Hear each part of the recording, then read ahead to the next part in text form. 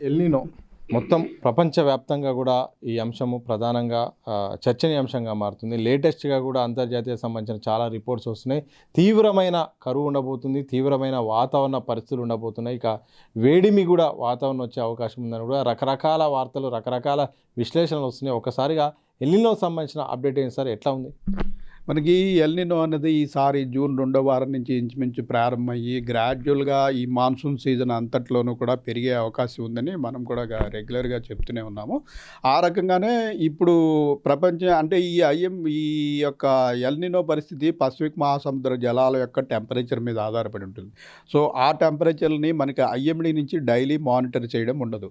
అయితే ప్రపంచ వాతావరణ సంస్థలు, నాసా, ఎన్ఓఏఏ వీరందరూ కూడా ఆస్ట్రేలియన్ వెదర్ ఫోర్కాస్టింగ్ ఏజెన్సీ వీరు మానిటర్ చేస్తుంటారు.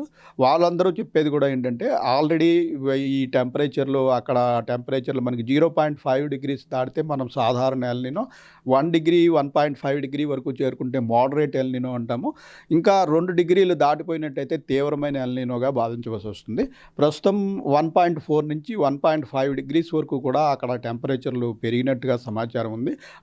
అంటే ఇంచుమించు మోడరేట్ ఎల్నినో స్థితికి చేరుకున్నాము. రాగల 5-6 నెలలు ఈ ఏడాది చివరి వరకు కూడా దీని ఇంటెన్సిటీ పెరుగుతుందనే ప్రపంచ వాతావరణ సంస్థలు అన్నీ తెలియజేస్తున్నాయి. అంటే ఈ ఏడాది చివరి నాటికి ఈ టెంపరేచర్లు ఇంచుమించు 2 నుంచి 2.5 డిగ్రీలు కూడా దాటే అవకాశం ఉంది. ఈ సమీప కాలంలో మనం చూసిన ఎల్నినోల కంటా ఈసారి ఎల్నినో తీవ్రంగా ఉండే అవకాశం ఉందని ప్రపంచ వాతావరణ రీసెర్చ్ సంస్థలన్నీ కూడా తెలియజేయడం జరుగుతుంది. సో దీని యొక్క ప్రభావం మనకి ఈ మాన్సూన్ అయితే ఇంకా 1.5 మంతే ఉంది. ఈ 1.5 మంత్లో కూడా మనకి ఇబ్బందులు తప్పవు. మనకి ఇప్పుడు చూసినట్టుగానే ఎగుడు దిగుడులు ఉంటాయి. అంటే ఓవరాల్గా వర్షపాతం పెద్దగా తగ్గినట్టు కనిపించదు మనకి ఫిగర్ చూసినట్టయితే. కానీ కొన్ని ప్రాంతాల్లో పూర్తిగా 40-50% లోటు ఉంటాము, కొన్ని చోట్ల ఎక్సెస్ రెయిన్ఫాల్ ఉంటాము, లేదా 4-5 రోజులు విపరీతమైన వర్షాలు కురిసి తర్వాత బాగా డ్రై పీరియడ్స్ వచ్చేయడము, ఇటువంటి వాటి వల్ల చాలా ఇబ్బందికర పరిస్థితులు ఉంటాయి. సో ఇవే పరిస్థితులు మనకి సెప్టెంబర్ నెలాఖరు వరకు మనకి మాన్సూన్ పీరియడ్ అంతా కూడా కొనసాగే అవకాశం ఉంది. అయితే ఆ తదుపరి డిసెంబర్ వరకు కూడా దీని తీవ్రత పెరిగే అవకాశం ఉంది. కాబట్టి మనకి ఈ శీతాకాలంలో కూడా ఈసారి ఈ కోల్డ్ వేవ్స్ అవి తగ్గిపోయి కొంచెం టెంపరేచర్స్ నార్మల్ కంటా 2-3 డిగ్రీలు అధికంగా ఉండే అవకాశం కూడా ఉంది. సో త్వరలో ఇక పరిస్థితులు మారబోయి మొత్తం కూడా సూపర్ ఎల్నినోగా మారే అవకాశం ఉన్నట్టు కూడా విశ్లేషణ చెప్తున్నారు. నిజంగా సూపర్ ఎల్నినో అంటే ఏంటి సార్, ఏ రకంగా ఉండబోతుంది? మనం ఇందాక చెప్పినట్టు ఇటు 0.5 డిగ్రీస్ నుంచి అరౌండ్ 1.5 డిగ్రీస్ వరకు నార్మల్ ఎల్నినోగా భావిస్తారు. 1.5 డిగ్రీస్ దాటిన దగ్గర నుంచి అది మోడరేట్ ఎల్నినోగా భావిస్తారు. 2.5 డిగ్రీస్ కూడా దాటితే అది తీవ్రమైన ఎల్నినోగా భావిస్తారు. ప్రస్తుతం అరౌండ్ 1.4, 1.5 డిగ్రీస్ మోడరేట్ ఎల్నినో స్థితిలో ఉంది. మరో 5-6 నెలల్లో ఇది 2 డిగ్రీలు దాటి 2.5 డిగ్రీలు కూడా దాటవచ్చు అని కొన్ని సంస్థలు తెలియజేస్తున్నాయి. అది దాటితే అప్పుడు ఇది తీవ్రమైన ఎల్నినోగా పరిగణిస్తారు. సార్, ఎల్నినో యొక్క ప్రభావం గల కారణం మానవ తప్పిదాలే అని కూడా చాలామంది చెప్తున్నారు. నిజంగా మానవ తప్పిదాల వల్లనే ఈ వాతావరణంలో ఇంతగా మార్పులు వస్తున్నాయా?